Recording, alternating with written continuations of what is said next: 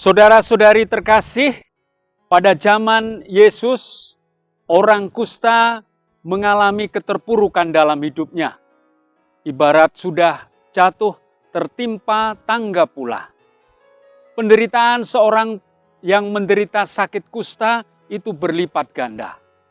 Pertama, secara fisik dia memang sakit. Dalam tubuhnya ada bintil-bintil merah yang melepuh dan itu sangat mengerikan. Yang kedua, orang kusta tidak boleh bergabung dengan masyarakat. Dia tidak boleh berkumpul dengan keluarganya. Jadi dia hidup terasing dan terkucil. Dia hidup dalam kesendirian dan kesunyian. Yang ketiga, orang kusta dicap sebagai orang yang berdosa. Anggapan ini terkait dengan pemikiran orang Yahudi yang mengaitkan antara penyakit dengan dosa. Cara berpikirnya demikian. Kalau seseorang berbuat dosa, maka Allah menghukumnya. Wujud nyata dari hukuman Allah itu adalah penyakit. Jadi karena penyakit kusta merupakan penyakit yang sangat mengerikan, maka ini menjadi tanda yang jelas bahwa orang itu pernah berbuat dosa dan Tuhan menghukumnya dengan penyakit kusta. Itulah nasib orang kusta pada zaman Yesus yang sangat menyedihkan. Sudah sakit secara fisik, dia hidup dalam kesunyian, dan dia dicap sebagai orang yang berdosa. Maka kita bisa membayangkan suasana inilah yang dialami oleh seorang penderita sakit kusta yang datang kepada Yesus yang kita dengar kisahnya dalam perikop hari ini. Kita bisa membayangkan bagaimana orang kusta itu mendatangi Yesus. Tentu ada satu keberanian yang luar biasa. Dia harus menerobos banyak orang untuk bisa sampai kepada Yesus. Satu-satunya harapan dalam diri orang kusta itu bahwa ia diterima oleh Yesus Kristus. Dia berharap bahwa Yesus ini berbeda dengan orang-orang lain yang mengucilkan, yang menganggapnya sebagai orang berdosa. Sehingga dia dapat mengadu. Yesus menjadi satu-satunya harapan dalam diri orang kusta itu. Maka bisa dimengerti, orang kusta itu langsung berlutut di hadapan Yesus dan memohon, "Kalau engkau mau, engkau dapat mentahirkan aku."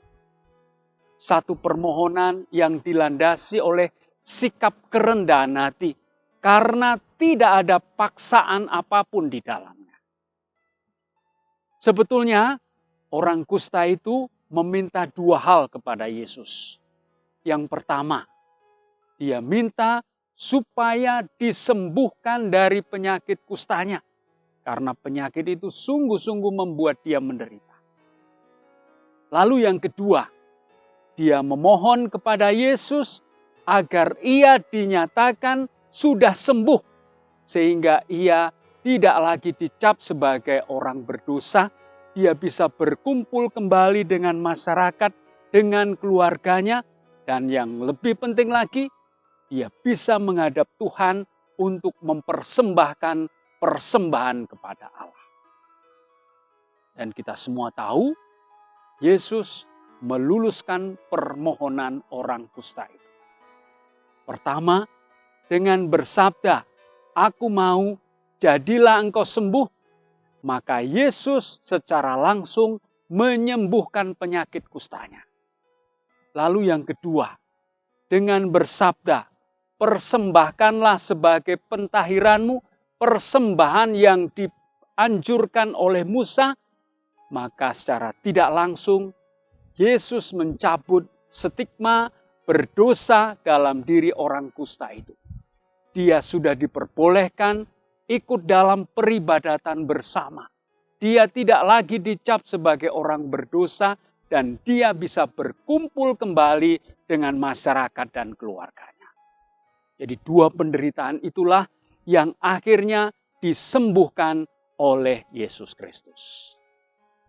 Saudara-saudari yang terkasih, pesan bacaan Injil ini relevan sekali untuk dunia kita saat ini.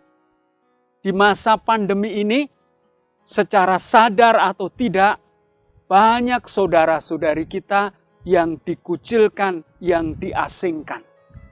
Bukan karena mereka terpapar virus COVID-19, tetapi barangkali mereka tersingkir karena keperluan ekonomi. Maka dalam arti tertentu, mereka bisa dikatakan sebagai orang kusta modern. Maka seperti Yesus, kita diajak untuk membuka tangan kita, mengulurkan tangan kita, memberikan pertolongan kepada mereka yang terasing dan dikucilkan. Dengan demikian, kita juga bisa berkata seperti Yesus sendiri. Aku mau, jadilah engkau sembuh. Amin.